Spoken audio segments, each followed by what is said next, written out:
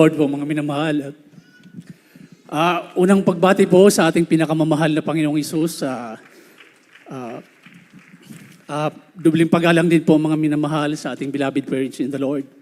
Sa ating beloved Honorable Evangelist Wildy Estrada Almeida. At ganoon din po mga minamahal, hindi natin makakalimutan ang ating beloved Assistant Pastor Lina C. Almeida. At ganoon din po sa beloved Almeida family. Sa ating beloved Minister Fillmore, beloved Lords, sa lahat ng aking mga kapwa manggagawa, sa lahat ng mga kapatiran, sa beloved preachers, maging sa mga webcast viewers na nakasubaybay sa araw na ito, mga minamahal. Magandang hapon po sa inyong lahat. Praise the Lord. Hallelujah. Amen. Mga minamahal, bago po ako ay magpatotoo mga minamahal patungkol dun sa talipaw, hayaan niyo po muna akong magpatotoo mga minamahal sa inyo bago ako nakilala sa ating pinakamamahal na Panginoong Hesus, mga minamahal, praise the Lord. Dahil nung kapanahonan mga minamahal tungkol sa aking pagkaligtas ay sa pamamagitan ng aking mahal na Ama. Na kung sa panahon po na yun mga minamahal, ako lamang po ay 10 years old. Ang aking mahal na Ama, mga minamahal, ay isang problema din po ng aking mahal na ina. Dahil ang aking ama po, mga minamahal, ay may mga bisyo tulad ng siya po ay isang lasinggero, nagsusugal at naninigarilyo, mga minamahal. At nung mga panahon po na yan, problema po talaga ng aking nanay, yung aking mahal na ama. Dahil mahirap po talaga ang isang padre di pamilya na may bisyo. Dahil sa katunayan, mga minamahal, nakakahiyaman. Pero ang espiritu ng alak ay sobra-sobra na sa katawan ng tao ay hindi talaga maganda ang naidudulot. Right. Dahil mga panahon po na yan, mga minamahal, nung mga panahon na ang aking mahal na ama ay mapupunta sa lugar ng aking mahal na ina, ay andyan yung naglalasing sila kasama ng mga kamag-anak ng aking nanay.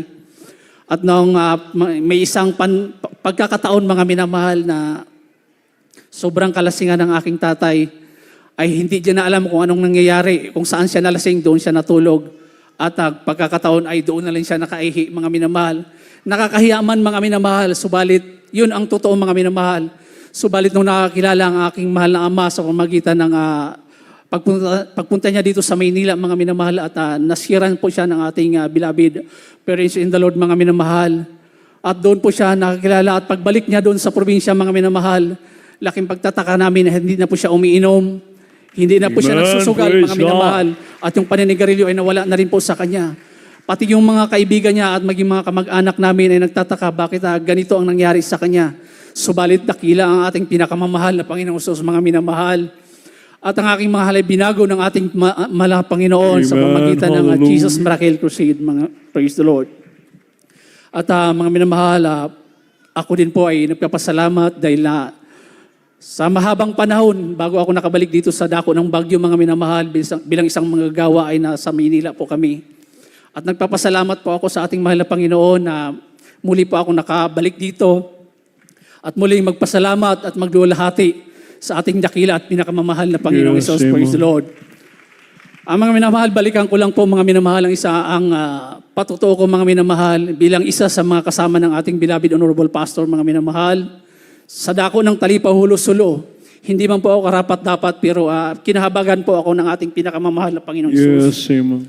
Dahil napakarami po ng aking mga co-workers, maging mga ordained preachers na maaring makasama ng ating beloved Honorable Pastor. Subalit isa po ako sa pinagpala ng ating mahal na Panginoon na kasama po ng ating mahal na Pastor. Bagamat talagang pagdating sa spiritual na mga bagay, mga minamahal, bata pa talaga ako. Sa katunayan nga po, mga minamahal, ng panahon po na yon ay 22 years old lang po ako, mga minamahal. At ang aking mga kasamaan ay talagang mga ordained preachers at may mga mahaba silang ayuno, mga minamahal. Dahil kung ating iisipin ng mga panahon po na yan, mga minamahal, noong year 2000 ng sipadan hostage crisis dito sa ating bansa, talagang mahirap na pumasok sa lugar na yan dahil ito ay Muslim na lugar, mga minamahal, sa dako ng Hulos-Sulo. Pure Muslim po yung lugar na yan, mga minamahal. At pag ikaw ay pumasok doon at magdala ka ng ibang salita o sino mang sikta, mga minamahal, ay kalapastanganan sa kanila yan, mga minamahal. Subalit ang ating mahal na pastor, mga minamahal, ganun na lang ang tapang ng ating mahal na pastor upang ipamahagi ang salita ng ating pinakamamahal na Panginoong Hesus. Praise the Lord. At nung pagkakataon po na yan, mga minamahal, 5 days bago kami makaalis sa Maynila, mga hindi ko alam na kasama ako, subalit nagpapasalamat ako sa ating mahal na Panginoon na pinasama po ako ng ating beloved assistant pastor, mga minamahal, upang mag-assist sa ating beloved honorable pastor, mga minamahal. At talagang mahirap ang sitwasyon, mga minamahal, dahil hindi ko iniisip na magtagal kami ng 3 buwan at 2 araw kung hindi ako nagkakamali, mga minamahal. July 1 kami pumasok, October 2 kami, mga minamahal, nakalabas. At balikan ko lang po yung mga pangyayari, mga minamahal. Unang araw, hindi ko alam, unang checkpoint na dinaanan namin, nakalusot kami. Yun ay checkpoint ng military, mga minamahal. Pangalawa ay yung mga Abu Sayyaf na. Agad-agad kong nakilala si Commander Robot na tubamay sa ating mahal na pastor dahil maliit lang ito na tao, mga minamahal. At madalas ko itong nakikita sa mga pahayagan at sa mga radio program, mga minamahal, na binabalita araw-araw. Dahil nung pagkakataon po na yan, mga minamahal, kung ating iisipin at balikan ng mga panahon na yon, kung hindi ako nagkakamali, buwan na ang lumipas. Dahil nung mga panahon na yon, nag-uusap ang ating beloved assistant pastor at ang ating beloved pastor na talagang gusto ng mahal na pastor na makatulong sa problema na yon, mga minamahal. Pero talagang mahirap dahil mahirap dahil alam naman po natin ang Abu Sayyaf, mga minamahal, na pumapatay sila. Pero sabi ng mahal na pastor, walang imposible sa ating mahal na Panginoon. Yes, Dala ng ating mahal na pastor ang salita ng mahal na Panginoon. At kahit sa bingit ng kamatayan pa, ay kayang suungin ng ating mahal na pastor yung utos at peace mission na yun, mga minamahal. At mga panahon po na yun, mga minamahal, talagang napakabilis. Nakapasok din agad kami. Nagpuri lang kami ng 1 hour sa Zamboanga, din travel to Hulo-Sulo. Nagpuri na naman kami ng 1 hour sa tinutuluyan namin din na kunting negosasyon at nakapasok agad kami. At nung sa July 1 na yan, mga minamahal, nakapasok agad kami. At napakabilis ng pangyayari. At sa hindi ko talaga inaasahan na nakapag-preach po ang ating mahal na pastor doon mismo sa kung saan nandoon yung kampo nila, mga minamahal. Amen. At Hallelujah. andyan yung takot sa aking sarili, mga minamahal, dahil nga po ako'y bata pa. Lalo na pagdating sa spiritual na mga bagay. Subalit, grabe ang ating mahal na Panginoon. Dahil kung iba pa yun, mga minamahal, malamang pagkatapos noon, baka wala na kami, mga minamahal. Dahil sila lahat, mga minamahal, naghihiyawan sa aming harapan. Andyan nakaharap yung mga baril nila. Pero sa awa ng ating pinakamamahal, sa awa ng ating pinakamamahal na Panginoon, talagang nakikinig naman sila at yung iba naman naghihiyawan. Kaya dakilang ating pinakamamahal na Panginoon Sus. Dahil kung ibang tao pa yun, mga minamahal, malamang wala na kami, mga minamahal. At nung patuloy kami, mga minamahal, na natili doon, after mag-preach ng mahal na pastor, pahinga kami at kung ano yung pinangako ng ating mahal na pastor na ibigay po kaagad sa kanila nung araw na yon at patuloy ang aming pag-ayuno doon at hindi lang yun natapos nung araw na yun, mga minamahal, sumunod ang pangalawang araw, pangatlong araw. Nung pangatlong araw, mga minamahal, doon nagalit ang ating mahal na pastor dahil si Commander Robot hindi po tumupad sa usapan na dalhin kami doon sa Sipadan Hostages dahil ang Sipadan Hostages po, mga minamahal, nakahiwalay po yan sa lugar na kung saan naroon kami. Pero hindi kalayuan po yan sa amin, mga minamahal. Dahil kung yung lugar na aming kinaroroonan, doon po dati sila nilagay. Subalit na tinangka ng mga military na sila ay iligtas, subalit hindi nagtagumpay, mga minamahal, at nilipat sila sa ilang lugar, mga minamahal. At yung pagkakataon na yan po, mga minamahal, ang mga hostages po na yan, mga minamahal, nagkakasakit na. Talagang napakahirap ang kanilang sitwasyon. Pero ganoon din po sa amin, mga minamahal, andyan yung pagdating ng gabi, talagang ginigising kami ng dulo ng Armalite. minsan nagpupuri kami. Yun ang ano nila, subalit talaga nagpupuri kami ng kung ano ang aming nakagagawian, mga minamahal, dito sa Maynila. Nagpupuri kami ng umaga hanggang tanghali, Hallelujah. maging sa gabi. Kaya andun ang pag-iingat at ating pinakamamahal na Panginoon sa aming lahat, Amen. mga minamahal. Praise the Lord.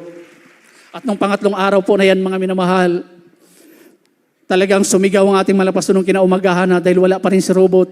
Andun yung nagalit yung mga nagbantay sa amin, mga minamahal, at nakatutok lahat sa amin, lalo na sa ating mahal na pastor.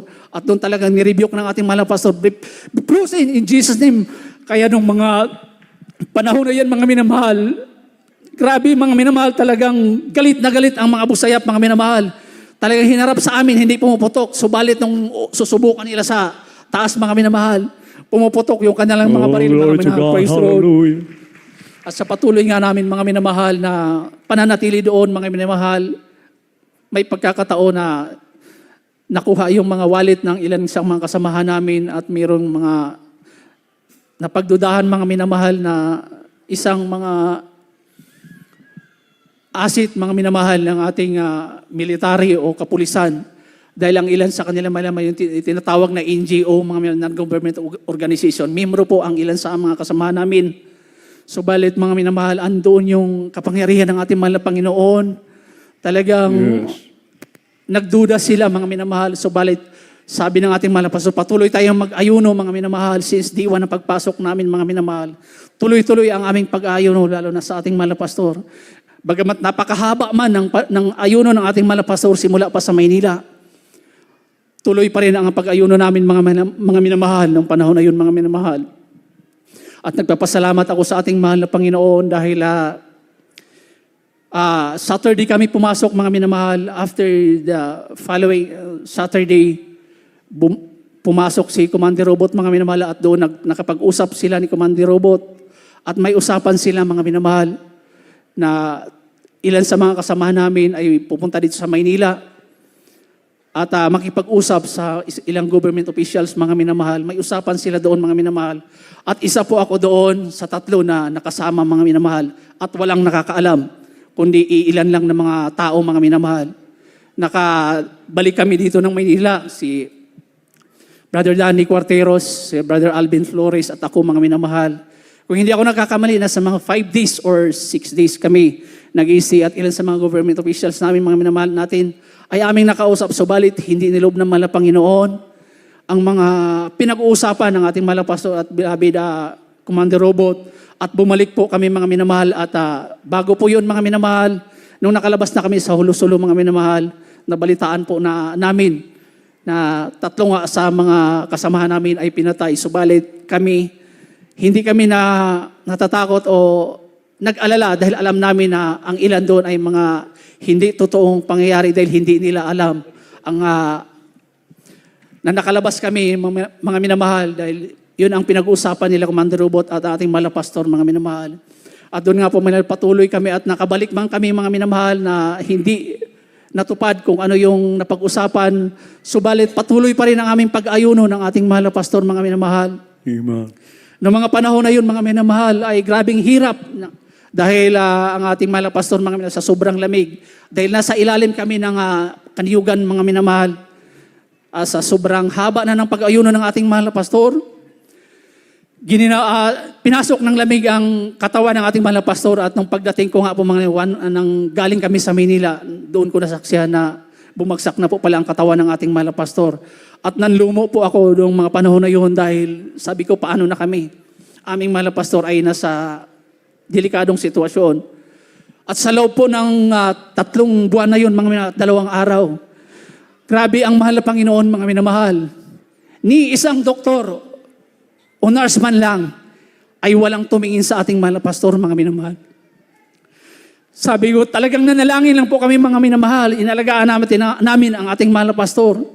Sabi, mahal na Panginoon, paano na lang kami kung wala aming mahal na pastor? Dahan-dahan po, mga minamahal, hanggang sa nakakatayo, nakaupo ng ating mahal na pastor. Sa patuloy pa rin naming pag-ayuno, mga minamahal, bagamat 2 meals na lang po yung pag-ayuno namin doon. Hallelujah, praise the Lord. At sa tuloy-tuloy naming pag-ayuno doon, mga minamahal, maraming pangyayari. Halos araw-araw, mga minamahal. Araw-araw nakakarinig kami ng putok. Hindi lang sa iba-ibang lugar. Bagkus sa aming lugar mismo, mga minamahal, sa gilid lang ng aming kubo. Yung M16, Armalite, talagang napakalakas ng putok niyan, mga minamahal. Halos maghihiyawan yan sila, magkakantsawan. Kung magpaputok, walang pakundangan, mga minamahal. Subalit dakila at ang pinakamamahal na Panginoon Jesus dahil kami ay pinag-iingatan, mga minamahal, sa mga bala na yan na maaring may mga maligaw at mapunta sa amin, mga minamahal. Dahil kung minsan, mga minamahal, yung mga Abu Sayyaf ay nasa likod bahay lang namin, mga minamahal, namin tinutuluyan sila ay nagpaputok, mga minamahal. Praise the Lord.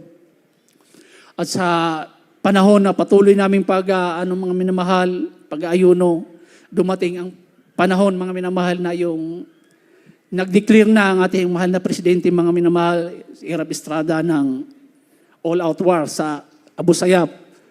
Dahil siguro punong-puno ng ating mahal na presidente at nag-declare na ito ng all-out war.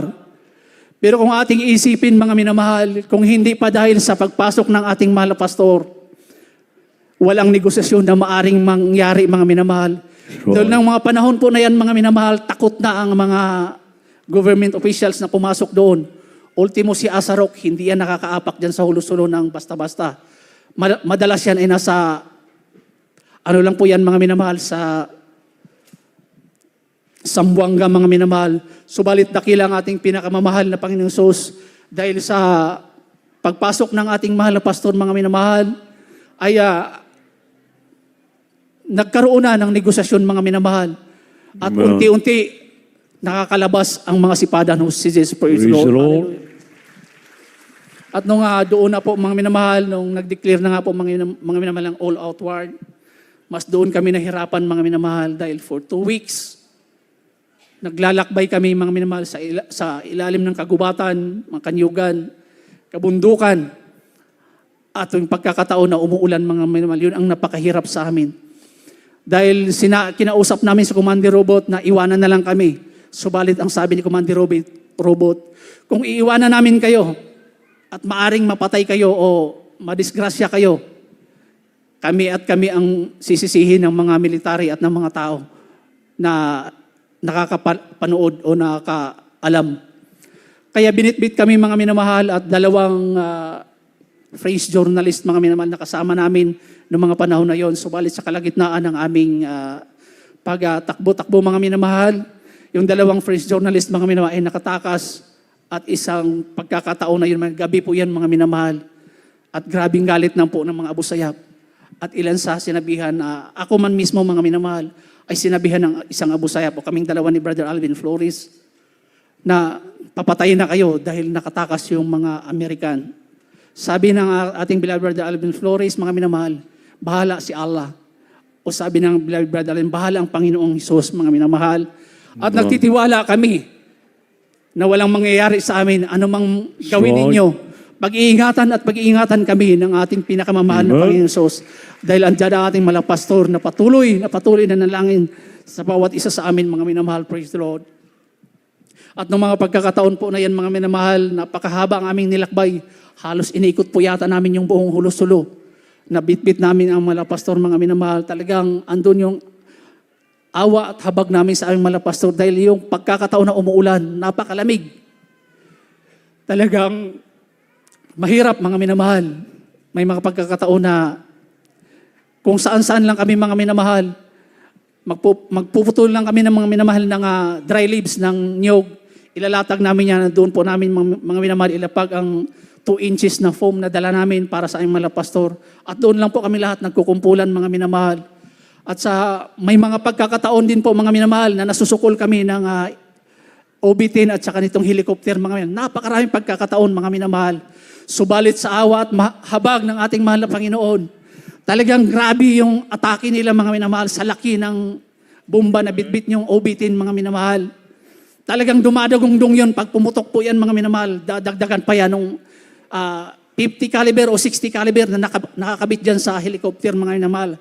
Talagang kumukulo po yan, mga minamahal. At isang pagkakataon, isang kasamahan namin at isang Abu Sayyaf na nag-igib lang ng tubig. Napakalayo lang ng lipad ng OB-10, subalit ilang minuto lang ay nakita sila. At hanggang sa pati yung helicopter ay nakalapit na sa kanila ay patakbo sila na papunta sa aming kubo at doon sila talagang binakbakan po sila mga minamahal. Subalit sa kahabagan po mga minamahal ng ating pinakamamahal na Panginoong Hesus ay pinagpala at wala ang mga nangyari mga minamahal kaming lahat. Praise Ay nasa God. kubo lamang. Subalit itong mga Abu Sayyaf ay nagkanya-kanya po ito ng tago. Subalit kaming lahat kasama ang ating mahal na pastor, nagre-rebuke lang po kami sa ilalim ng kubo kung saan man naroon kami. At wala po ang nangyari, wala pong nangyari o bala man lang na tumama kahit isa sa aming lahat mga minamahal. Praise the Lord. Amen. Maging sa mga Abu Sayyaf na aming kasama mga minamahal, sa dami po noon, wala pong nasawi sa kanila mga minamahal. Praise the Lord. Hallelujah. At nung nga po mga minamahal, nandoon na sa swamp kami mga minamahal, sa Bakawan mga minamahal, sabi ni Commander Robot, bukas, uwi na kayo ng Maynila. Nabuhayan ako ng loob mga minamahal dahil iniwan kami sa, kung di ako nagkamali, sa mga 15 tao na lang yun mga minamahal. At pagdating po noon, kinabukasan, umalis na si Commander Robot ng madaling araw, kinabukasan, binaba kami mga minamahal sa napakalawak mga minamahal na Bakawan. At ang pinagtaka ko mga minamahal dahil sa kalagitnaan doon mga minamahal ay may isang sandbar na kapiraso lang talaga na aming matuluya na doon kami magstay. At doon pagbaba nga namin mga minamahal nung umaga na yon ay high tide, halos lampas tao ang tubig mga minamahal at nahirapan kaming bumaba dahil isang pagkakamali. Dahil nakasakay lang ang mga pastor sa bangka na maliit at nakapatong sa upuan mga minamahal at kung mahulog ang ating mahal na pastor, kawawa po talaga ang ating mahal na pastor, subalit dakila ang mahal na Panginoon. Amen. Dahil nakapasok po kami sa kalagitnaan niya ng Bakawan po na yan at ilang minuto lang, talagang siguro napansin kami at pinaulanan din po kami mga minamahal ng kanyon sa lugar na yan. Talagang paspasan ng aming lakad hanggang sa makarating kami sa kalagitnaan mga minamahal. At nung mga pagkakataon na yun mga minamahal, grabe ang gutom na aming nararanasan. Doon ko naranasan mga minamahal yung tinatawag na survival. Na hindi pa man kami nakarating dyan sa Bakawan na yan, minsan walang tubig na maiinom. Talaga nagsisikap ako na makaakyat ng buko mga minamahal. Yung aking kasamahan si beloved Brother John Lusa, yung po ang umaakyat nung mga habang naglalakad pa lang kami. Subalit nung mga isang linggo na mahigit, nagkasugat yung kanyang paa mga minamahal sa sobrang haba na ng aming nilalakad. Kaya sabi ko, nag-alala din po ako mga minamahal dahil iilan lang kami, apat lang kami nagbubuhat sa ating mga pastor. Sabi ko kung matuluyan tong lumaki o mamaga yung sugat niya, paano na, walang magbubuhat sa aming mga pastor. Subalit dakila ang ating pinakamamahal na Panginoon dahil hindi naman lumala yung kanyang sugat sa kanyang paa. At noong mga panahon po na yan, hindi na siya makaakit ng buko, mga minamahal. Ako na po ang umakit ng buko. At ang isa pang mahirap nung mga pagkakataon po na yan, mga minamahal. Dahil yung buko doon, mga minamahal, yung niyog doon, kung sa probinsya ng Mindanao, mayroon po yung tapakan. Tinataga po yan para matatapakan paakyat, subalit doon sa Hulusulo. Wala pong tapakan yan, mga plain lang po yan. So napakahirap akyatin mga minamahal, subalit dakila ang ating pinakamamahal na Panginoong Hesus. Amen. Dahil kahit matataas at may pagkakataon po mga minamahal na muntik akong malaglag dahil sa pagod na paglalakad po namin mga minamahal. At pagdating ko sa taas mga minamahal, napakasukal at madumi. Magpahinga muna ako sa taas mga minamahal at pagdating sa taas, tatadyakan ko na lang yan mga minamahal. At nalulungkot din po ako mga minamahal dahil nakakapagod umakyat. So bakit paglingon ko sa baba mga minamahal, pati mga Abu Sayyaf kumukuha na rin ng buko. Kaya sabi ko sa aking mga samahan, kumuha naman kayo dahil napakahirap umakyat. Kaya yun mga minamahal, doon ko naranasan ang talagang survival mga minamahal. Maging sa ating mga pastor nung wala kaming tubig na mainom. Yung sabaw ng buko ang aming pinapainom sa ating mga pastor. Maging yung buko mga minamahal, yun ang pinapakain. Maging kami mga minamahal. Dahil may pagkakataon na nakapagluto kami ng kanin at may pagkakataon din na wala. Kaya nung mga panahon na yun, mga minamahal, nagpapasalamat ako sa ating pinakamamahal na Panginoong Hesus. Dahil kung wala ang ating Mahal na Panginoong Isus, hindi kami iningatan. That's right. Malamang, maging ako mga minamahal, dahil sobrang dami ng putok, hirap na aming naranasan. Baka nasiraan ako ng bait mga minamahal. Praise the Lord. At nung panahon po mga minamahal, nung nandun na kami sa Bakawan mga minamahal, sabi ng ating mga pastor, mag-ayuno tayo. Sa loob ng 3 araw, makakalabas tayo dito. At uhaw na kami mga minamahal. At sabi ng mga pastor, uulan ito sa pagdating ng 3 araw. At doon nga po mga minamahal, talagang nag-aayuno lang kami. Sobrang hirap ng aming naranasan. Isa sa mga, 3 kami mga minamahal, Brother Henry Fowler, Pastor Carlito Lapi. Uhaw na kami. Sabi ni Brother Henry, Brother Dan, hingin ko, painom naman ng tubig na ating mga pastor. Nasa mga kalahating bote ng 500 ml na bote mga minamahal. Sabi ko, Brother Ren, yan na lang ang tanging tubig ng ating mga pastor. Hindi ko alam kung ilang araw pa tayo dito. Talagang hindi niya ako mapilit mga minamahal na humingi. Kaya ang ginawa ng ating beloved, ng isa naming kasamahan, kumuha ng pansalok at sumalok ng dagat, na tubig dagat mga minamahal. At kaming 3 uminom. Sa halip na maibsan yung uuhaw namin mga minamahal, ay lalo kaming nauhaw sa sobrang alat ng dagat na aming ininom. Kaya sabi ko, talagang mag-pray lang tayo ng husto. Dahil sabi ng mga pastor, after 3 days na ating pag-ayuno dito, makakalabas tayo dito sa lugar na ito. Praise the Lord. At noon nga mga minamahal, kung hindi ako nagkakamali, pangalawang araw pa lang, talagang bumuhos ang ulan mga minamahal na Amen. Praise God. talagang grabe yung tuwa namin mga minamahal din. Nakainom kami ng tubig nung mga panahon na yon. Si beloved Kuya Herm mga minamahal nung first day pa lang. Para kaming ibon na alam po ninyo yung dahon pag tuwing umaga. May mga hamog po yan. Doon po kami umiinom. Para lang makasurvive mga minamahal, praise the Lord. Pero talagang nagnalangin lang po kami mga minamahal kasama ng ating beloved pastor. After ng aming pag-ayuno, 2 days or pang 3 days nga po ng mga panahon na yon, talagang umulan. At grabe ang tuwa namin doon na kapagsaing kami mga minamahal. At may pagkakataon na may pangsaing kami mga minamahal at ang ginamit namin ay tubig dagat. At nung maluto po yan, ay hindi rin po makain dahil napakaalat mga minamahal. At nung tuloy-tuloy na yung pag-ayuno ng ating mga pastor, sabi makalabas tayo dito. Naririnig namin mga minamahal yung mga military, yung Coast Guard, kung hindi ako nagkakamali, narinig namin yung boat po nila mga minamahal. Subalit, talagang hindi kami makakalis dahil bantay sarado kami ng mga Abu Sayyaf na kung hindi ako nagkakamali, nasa mga 10 na lang sila mahigit. Mga 8 yung nasa amin at yung iba nasa paligid lang namin mga minamahal na patuloy kaming binabantayan at sa patuloy na yung pag-ayuno mga minamahal.